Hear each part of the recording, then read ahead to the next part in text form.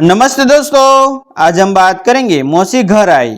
जब तक दादा दादी जीवित थे तब तक मौसी जब भी मायके आती तो भांजे भांजियों के लिए मिठाई लाए चूड़ा भुजा ही लाया करती थी।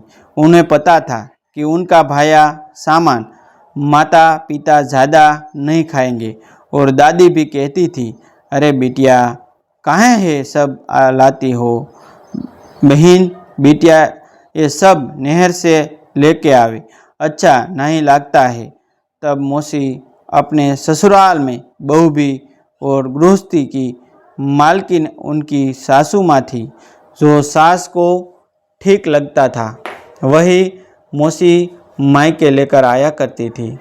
अब मौसी उम्र दराज हो गई है, सासू माँ नहीं रही और माँ बाबूजी भी चले गए। अब ससुराल की बागडोर मौसी के हाथ में है और मायके की जिम्मेदारी भाभी के पास। लेकिन मौसी का भाभी से हमेशा बहन जैसा स्नेह भरा रिश्ता रहा है।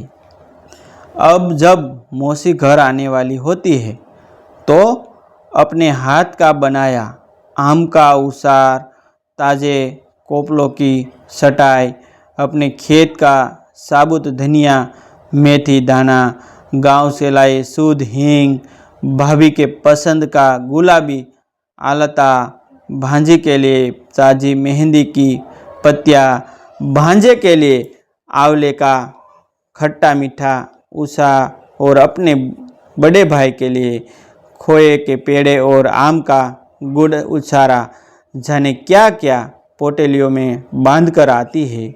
उनके बैग में उनकी 2 साड़ियों के अलावा कोई और सामान नहीं होता।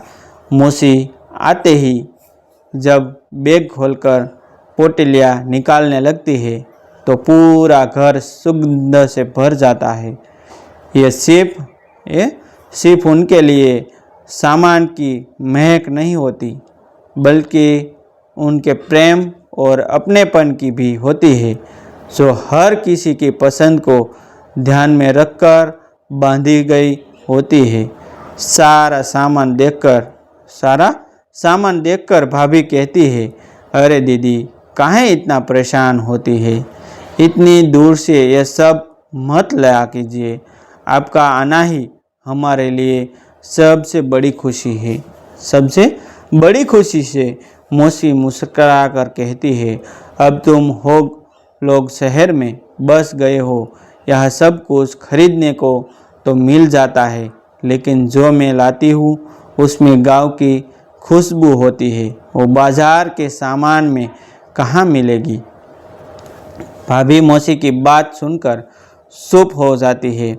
मौसी नर्म कली की खटाई थमाते हुए कहती है कि आते हुए बाजार में बढ़िया भरवा लाल मिर्च दिखी थी, सटाई ले आई हूँ, इसे कूटकर बुकनी बनाकर उसार बना देना, छोटू को बहुत पसंद है। भाभी पोटलियों को सहज कर अंदर रख कर देती है और मौसी अपने भाई के पास बैठकर गांव जवार की बातें करने लगती है। मौसी शिकायत करते हुए कहती है कि कारे छोटू काम के चक्कर में खुद का ख्याल नहीं रखते, जरा सा मुंह निकल आया है। भाई हंसते हुए कहते हैं, अरे दीदी हम तो अच्छे खासे तगड़े हैं, तुम ज़रूर इस बार कुछ ज़्यादा बूढ़ी लग रही हो। मौसी खुद को बूढ़ी सुनकर भाई की पीठ पर धौल जमा देती है। मौसी ही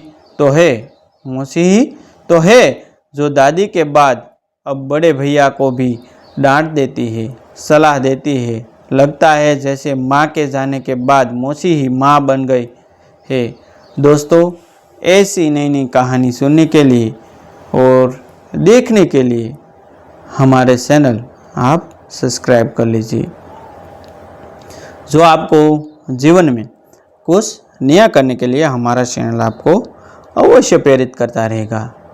तब तक बनिए रहिए हमारी चैनल के साथ, क्योंकि हमारी चैनल में हम daily new new story, new new घटनाएं लाते हैं। थैंक यू दोस्तों।